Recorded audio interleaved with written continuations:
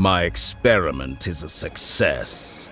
And now it seems they can no longer hold back their sheer adoration.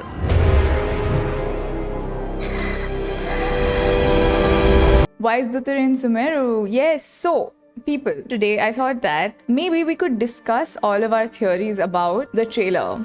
Like, talking about it might give all of us a fresh perspective. Can we watch the trailer again? Surely we can, absolutely. I think the Katherine being Nahida theory is the first one we could get out of the way. I think it's very obvious that it is Nahida. Even the voice, I was listening to the trailer again and the voice did not sound like Katherine. So here's the thing, right? Does Nahida get affected? Like, if she's possessing Katherine in that way? I was saying earlier, it might hurt her a bit, but she's nowhere close to dying, definitely. Do you think Genshin will like kill an Archon? And it would be crazy for them to kill Nahida, because like Rukh Devta is also dead. Assuming Kath dies and Nahida is now unable to dreamwalk. No, but okay, here's the question, right? Can she only do it with Katherine though? Is it a specific thing? Because Katherine is a Snezhnayan puppet. What place is this? Brutal ever since the Scarlet King's death all those years ago. Feeling. Is that like a special tree?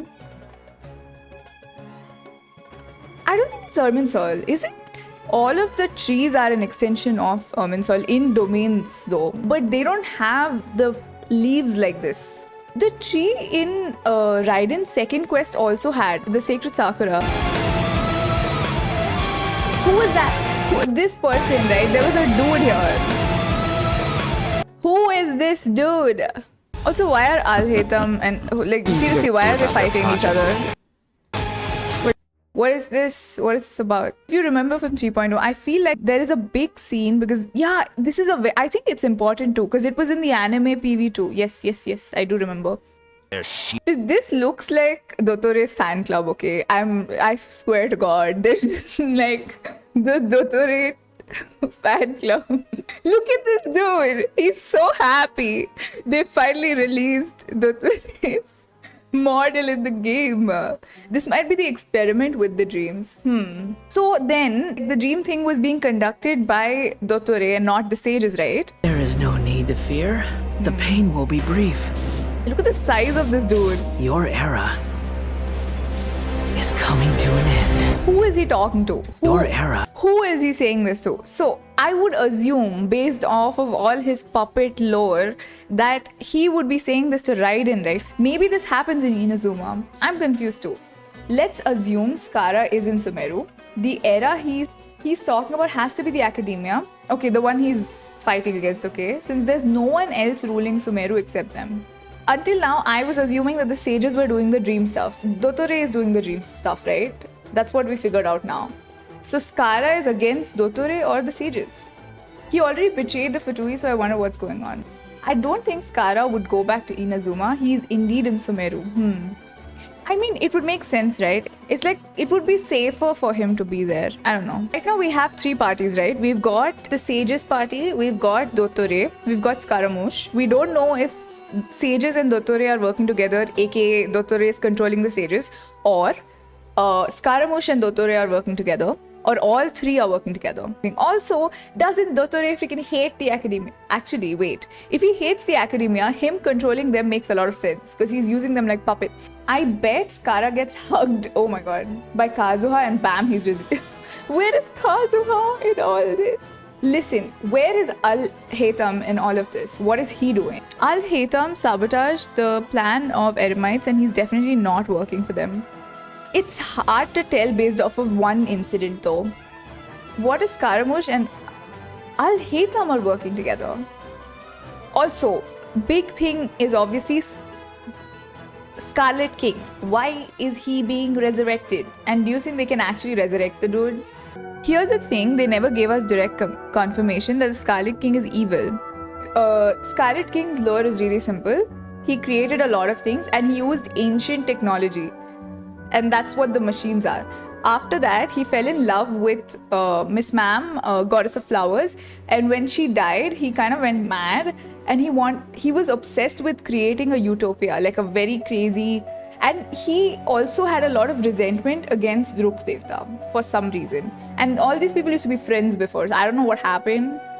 They used to be like besties and they sort of I don't know, cut it off. What if because Deshret started using technology, Celestia tried to stop it by shady means and killing goddess of flowers?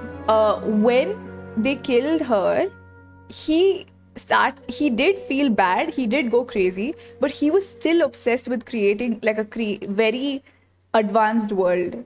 We don't really know the details of how he died.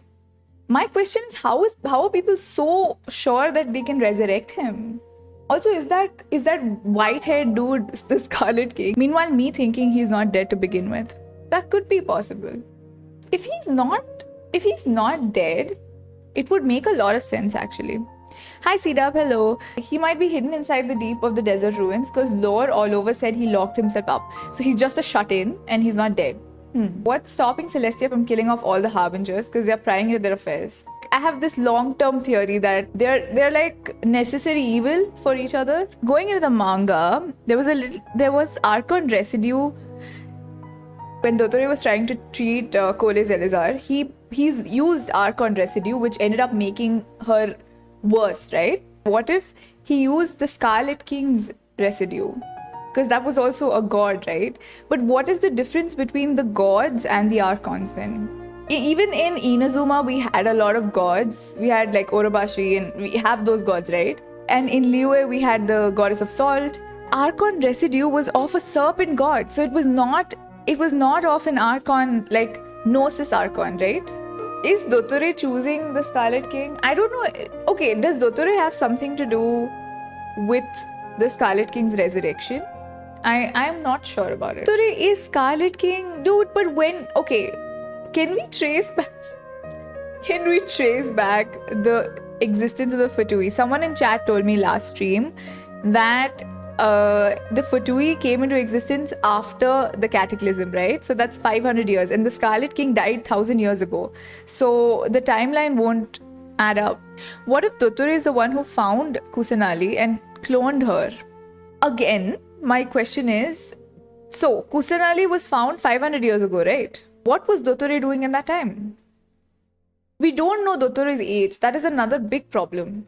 And the dude clones and shit, man. His clones are everywhere. It's really hard to say. Okay, hear me out, right? The academia was formed when? Does anyone know? It existed before Rukdevta died too, right? Like the Sumeru academia has existed for eons, are we assuming? Yeah, so it's always existed, right? So if we are to assume that Dottore joined the university before, he was there before, because him joining the Fatui and the existence of Fatui is different. The story that Nilu tells us about the first scholar and his dream about and him founding the academia, it's roughly when Ruki was alive. Okay, so if we assume Dottore joined when Ruki was alive, and then somehow he managed to pull all of this off that we are accusing him of, then that makes him 500. Yeah. If he joined then. Also, my whole doubt about him working with the academia was that he hates the academia because they sort of kicked him out. My theory is Dottore found a way to deceive the Eremites, be it through making an artificial clone of Scarlet King or controlling Akasha directly. It could be Dottore got the Gnosis and is now controlling the Eremites. He could control the whole city though. In the trailer when Dottore shows up, everybody is under his control, right?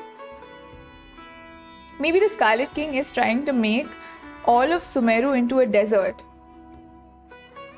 He's the one controlling the withering zones. It's not a very offhanded thing to think about. Like, it's possible. The Abyss. Oh my god, the Abyss.